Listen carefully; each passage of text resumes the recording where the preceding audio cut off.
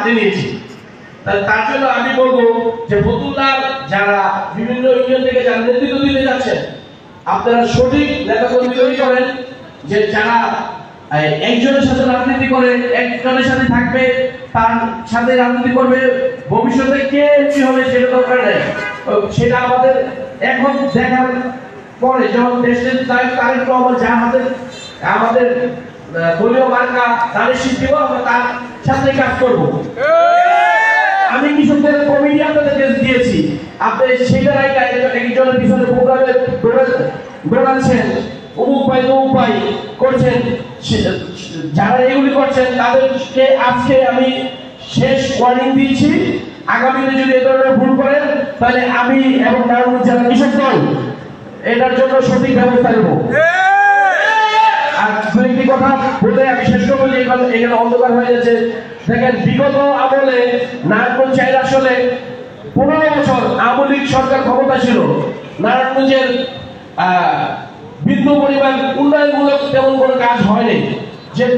যেগুলি হয়েছে সেগুলো হচ্ছে সরকারিও রাষ্ট্র কাঠামোর মেরামত। তাছাড়া নারায়ণগঞ্জ কোনো মানুষের কোনো ভাগ্যের পরিবর্তন হয় নাই।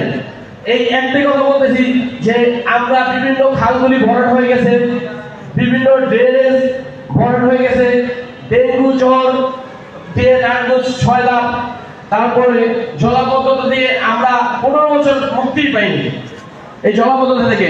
তাই এই চোর শাহিন ওসমান তার ছেলে তাদের অত্যাচার থেকে আমরা মুক্তি পেয়েছি।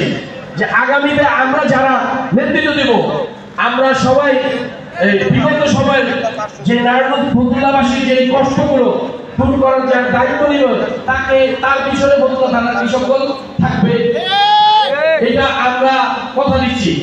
আরেকটা বিষয় হচ্ছে, ফতুল্লা থানার কৃষক দল বিগত সময় থেকে অনেক সোচ্চার সকলে কাজ করতেছি। আমি ফতুল্লার আহ্বায় আপনার যদি আমার প্রতি ভরসা থাকে তাহলে আমাকে বলবেন, আপনি নেতৃত্ব দিতে চান, আমি আপনাকে দেখব আপনি কাজ করতেছেন আর ভবিষ্যৎ করবেন কিনা। আমার দরকার নেই বিভিন্ন লোকজনের ফোন দিয়া বিভিন্ন লোকজনের সুপারিশ করার দরকার নেই। আপনারা সঠিক কাজ করতেছেন কিনা সেটাগুলো আমি দেখতেছি, আমি খোঁজ খবর নিতেছি।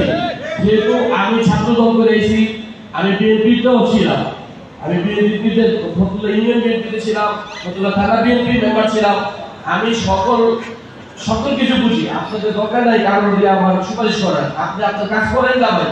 আমি আপনাদের কমিটিতে কারে কোন জায়গায় রাখতে হইব সেটা আমি জানি, আমি বুঝি। সেই জিনিস বুঝার দায়িত্ব বুঝার কি আল্লাহ তাআলা আমাকে দিয়েছে। সেই জন্য আপনাদের কাছে একটি অনুরোধ, কারণে তো ফোন দেওয়ার দরকার নাই, আমরা আপনাদের নিয়ে কমিটি করবো, কাউকে বাদ দিব না। যারা পুরান ছিলেন তারাও আছেন, যদি কোন সাবেক ছাত্র নেতারা আসতে চায় তাদেরকে আপনারা মানে ভালোভাবে গ্রহণ করবেন। এর কি কৃষক দলের গ্রহণযোগ্যতা বাড়বে মানুষের কাছে। দেখেন, দীর্ঘ 2 দিন যাবৎ লালমনিরহাটে তিস্তার পারে কৃষক জনতা মিলে একটি ভারত বিরোধী তিস্তার পানির জন্য একটা আন্দোলন চলছে।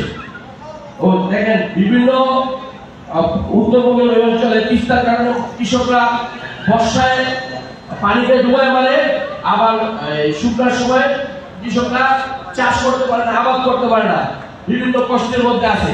যেমন আমাদের ফতুল্লা অঞ্চল, শিল্প অঞ্চল, এর মধ্যে দুইটা ইউনিয়নে কিছু কৃষি কাজ হয়। যে আপনারা ওই যে অঞ্চলে কৃষি কাজ হয় ওই এলাকার যারা কৃষক নেতৃবৃন্দ আপনারা আসেন আমাদের কাছে, আমরা যাই উপজেলায়, আমাদের কৃষকদের কিন্তু সুযোগ সুবিধা সরকারিভাবে বরাদ্দ আসে, ওই কৃষকদের নিয়ে আসেন।